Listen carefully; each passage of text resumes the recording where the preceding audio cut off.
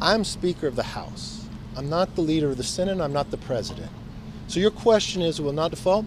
I've done everything in my power to make sure it will not default. We have passed a bill that raised the debt limit.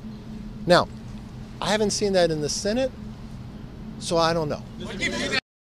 What's the problem is they've increased spending by $6 trillion, so that brought us inflation. That brought us this problem. You have a $31 trillion debt.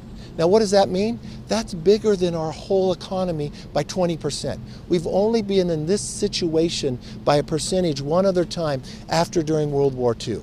Now, the real concern that I have, if you don't tackle or start tackling this problem now, you're harming all the future generations.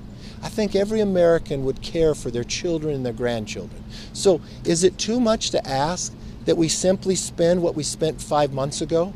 Is it too much to ask to say, let's take that COVID money that you did not spend and let's give that back to the taxpayer to be able to raise the debt ceiling?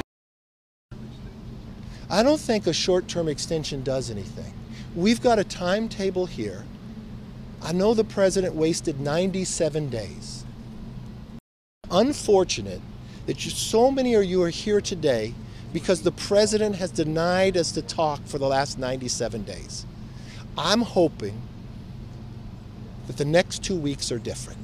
I'm hoping this president understands, as the leader of this nation, that you can't sit back and hold the country hostage. You can't be so extreme in your views that you're not going to negotiate.